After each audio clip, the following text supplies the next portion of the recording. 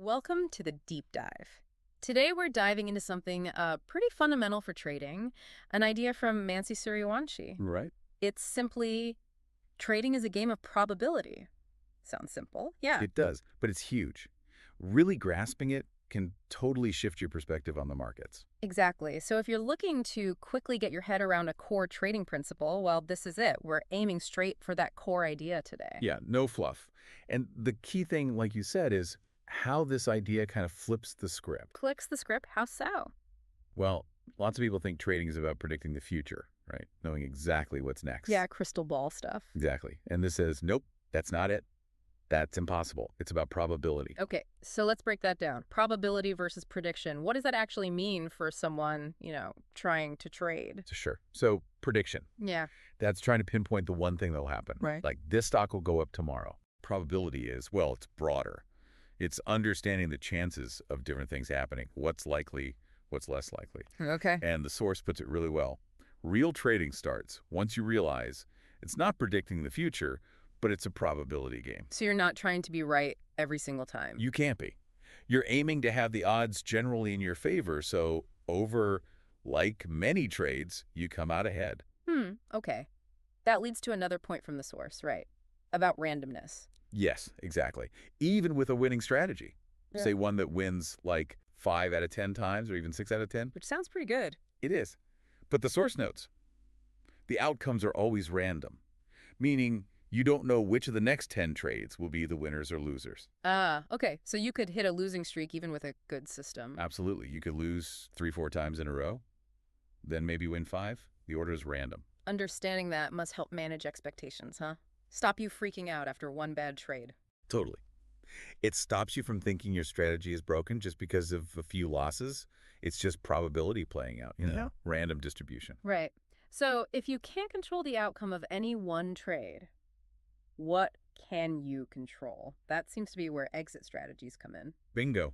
That's what you can control when you get out. And the advice here is quite specific. You aim for different exit points. Maybe a small loss, maybe break even. Or a small profit, or hopefully a big profit. Those are your targets. There's one absolute rule mentioned. The crucial one. Never, ever big loss. Why is that never, ever so emphasized? Why is that the one thing you absolutely must avoid? Because, well, think about it. If it's a probability game, you need to stay in the game long enough for those probabilities to work out in your favor. Right, you need enough tries. Exactly. And a big loss, that can wipe out so much capital. It might knock you out of the game entirely or cripple you so badly you can't trade properly anymore. So avoiding the big loss keeps your powder dry, lets you keep playing the odds. Precisely. It's all about capital preservation. You protect your capital by cutting losses small, consistently. That lets you survive the inevitable losing streaks and be there for the winning ones. It's risk management, fundamentally. Not chasing every single win like it's the lottery. That's a great way to put it. It's disciplined risk management in a probabilistic world. So let's connect this back to you listening. If you're trading now, or maybe just curious about it, why is this shift in focus so important? Thinking probability, controlling exits. Well, because it takes the emotion out of it, or at least it helps manage the emotion, right? The panic selling or the greedy holding. Exactly. If you stop trying to predict and just focus on executing your plan, including those crucial exit rules, you move toward a more strategic, sustainable approach. Sustainable. That sounds key. It's about the long haul, not just a quick buck. Definitely. Trading success, if it comes, usually comes from that consistent application of an edge over time, managing the risk along the way, not from one lucky guess. Makes sense. Okay, so if we boil it all down, the main takeaway here is embrace the uncertainty, accept that you won't win every time. Focus hard on what you can control, which is mainly your exits. Especially ensuring you never let a loss get out of hand. Small losses are just part of the game. Big losses can end the game. Right. It's a mindset shift, really, from trying to be right to trying to be profitable over the long term by managing probabilities. Couldn't say it better myself. Yeah. It's fundamental for longevity, for maybe finding success. Okay, really powerful, concise piece of advice there. So for you listening, here's something to chew on. Yeah.